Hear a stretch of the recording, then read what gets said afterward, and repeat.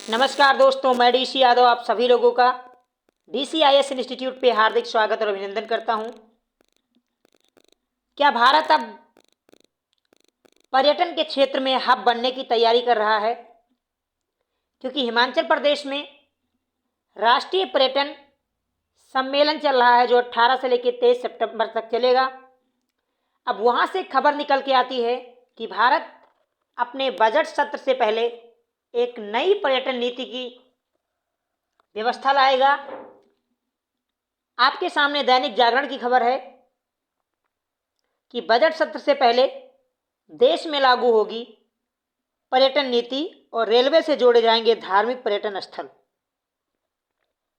वही अमर उजाला की खबर है कि केंद्रीय मंत्री जो जी किशन रेड्डी जी हैं वो बजट सत्र से पहले लागू करेंगे एक राष्ट्रीय पर्यटन नीति।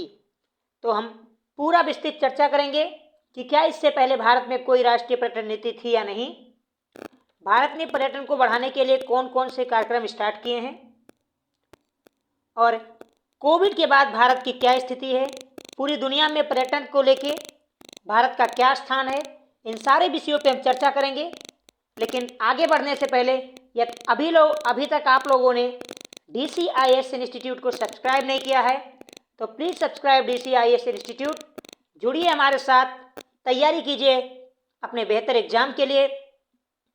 समझते हैं क्या है खबर। दरअसल धर्मशाला जो हिमाचल प्रदेश में स्थित है, जो बौद्ध धर्म का केंद्र है, हिंदू धर्म का भी केंद्र है और जैन धर्म का भी केंद्र है। हालांकि ये बौद्ध सर्किट का एक बहुत बड़ा केंद्र माना जाता है धर्मशाला हिमाचल प्रदेश में।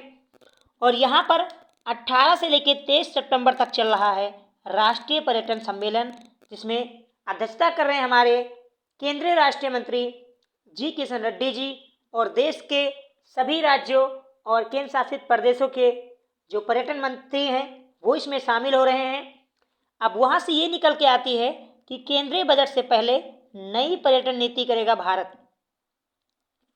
धार्मिक हेरिटेज को बढ़ावा देने के लिए बेहतर संपर्क को मुहैया करवाएगा, रेल, सड़क और हवाई यातायात को बेहतर कनेक्टिविटी देगा और ग्रामीण पर्यटन पर विशेष देने की बात की गई। इसमें सबसे बड़ी बात कि ये ग्रामीण जो पर्यटन है उस पर विशेष ध्यान देने की बात कर रहे हैं। इसके अलावा हमारे जो केंद्रीय पर्यटन मंत्री हैं जी किशन रेड्डी जी ने कहा कि हम इको, ग्रीन और मेडिकल एक सर्किट बनाएंगे, एक अलग से हब बनाएंगे। हम इको के क्षेत्र में, मेडिकल के क्षेत्र में और ग्रीन क्षेत्र में हम नए संभावना तराशेंगे पर्यटन के लिए। जबकि बात की गई कि बौद्ध धर्म से संबंधित जितने भी स्थल हैं उन्हें रेलवे से जोड़ा जाएगा। और हिमाचल प्रदेश में एक लोकल खेल होता है, आपने सुना होगा, पैराग्लाइडिंग, व्हीलिंग पैराग्लाइडिंग को बढ़ावा दिया जाएगा, क्योंकि इस क्षेत्र में व्हीलिंग पैराग्लाइडिंग जो है वो भारी मात्रा में खेला जाता है, बर्फ के ऊपर स्लाइड किया जाता है। तो देश विदेश से यहाँ पर आकर व्हीलिंग पैराग्लाइडिंग में हिस्सा ले सकते हैं। इससे हिमाचल प्रदेश का जो GDP है उसमें वृद्धि होगी और जिससे देश के GDP में वृद्धि होगी। और इस सम्मेलन में केंद्रीय मंत्री जी किशन रेड्डी जी ने एक बात और कही कि अंबेडकर सर्किट का विकास होगा। आपको पता है कि स्वदेश दर्शन के तहत भारत में पहले से 15 सर्किट चिन्हित हैं, जैसे रामायण सर्किट, सूफी सर्किट, बौद्ध सर्किट, तटीय सर्किट, ऐसे टोटल 15 सर्किट हैं। और अब रामायण सर्किट को भी चिन्हित किया जाएगा और उन्हें पूरे देश में हवाई, रेल और सड़क यातायात से जोड़ा जाएगा। एक सुगम व्यवस्था बनाया जाएगा देश में ताकि पर्यटन को बढ़ावा मिल सके।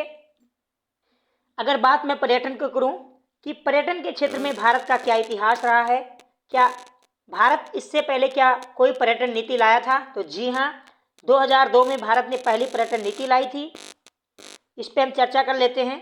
दरअसल शुरू होता है 1992 से, क्योंकि 1992 में पर्यटन के लिए एक मसौदा कार्य योजना तैयार किया जाता है जिसमें पर्यटन से संबंधित मूल समस्याओं की पहचान की जाती है और राष्ट्रीय पर्यटन की समझ विकसित करने की योजना बनाई जाती है।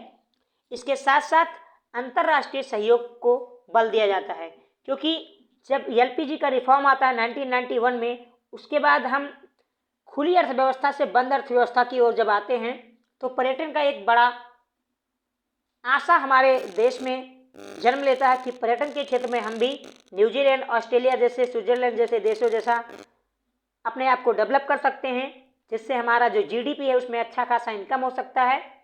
और उसी के तहत 8वीं पंचवर्षीय योजना जो 1992 से लेकर 98 तक होती है, उसमें इस आधार पर काफ़ी काम किया जाता है। 15 राज्य और 3 केंद्र शासित प्रदेशों को पर्यटन राज्य घोषित कर दिया जाता है। यानी पहली बार 15 राज्यों को और 3 केंद्र शासित प्रदेशों को पर्यटन उद्योग के रूप में घोषित किया जाता है, जबकि उसी समय 4 राज्यों ने होटलों को उद्योग का दर्जा दिया था, जिसके कारण भारत की पर्यटन जो नीति है उसके विकास को बल मिलता है।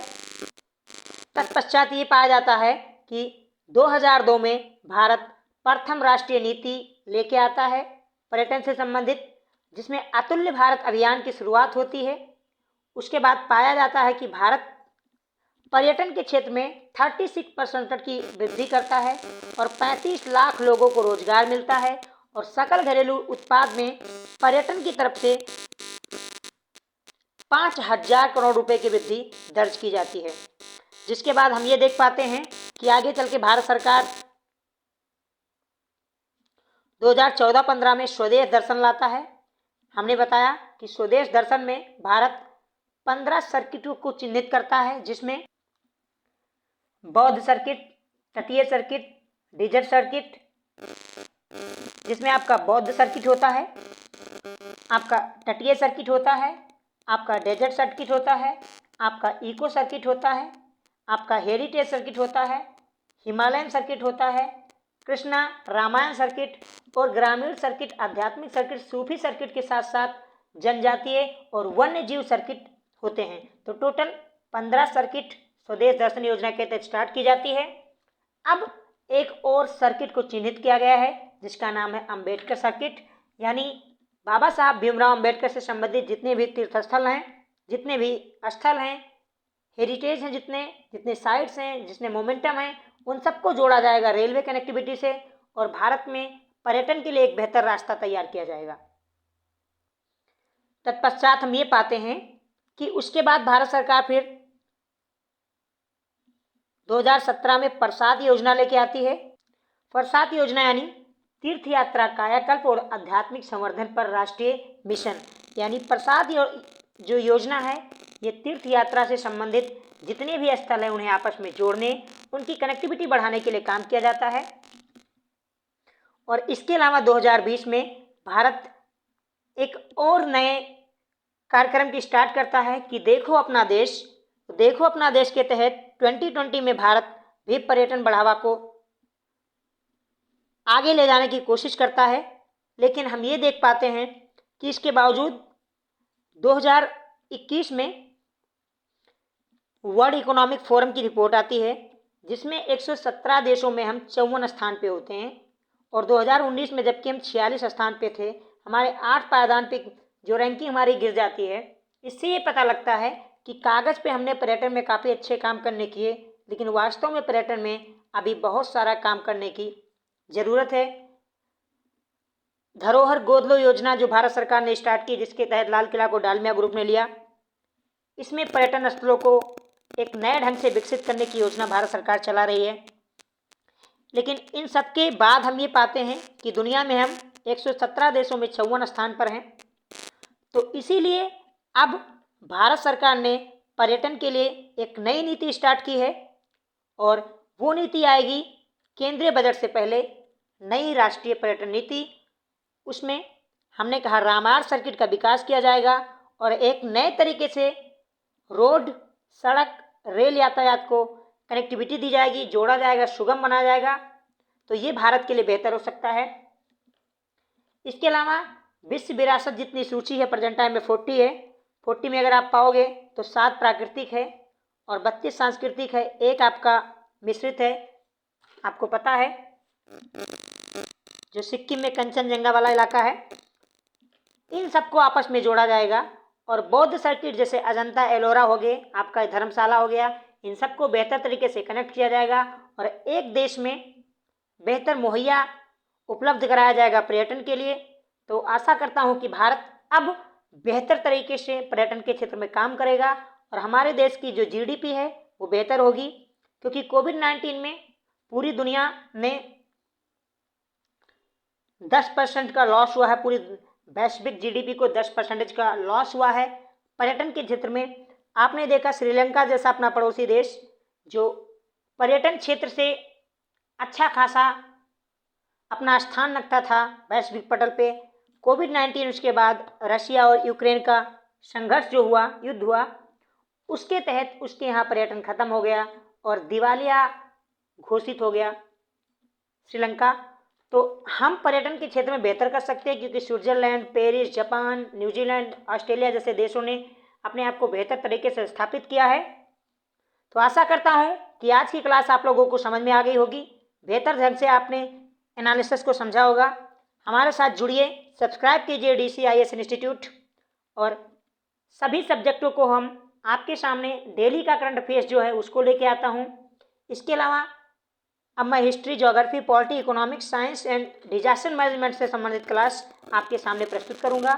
तो जुड़िए हमारे साथ, सब्सक्राइब कीजिए DCIS इंस्टीट्यूट। आप सभी को बहुत बहुत धन्यवाद, बहुत बहुत शुभकामनाएं। Thank you so much watching this video.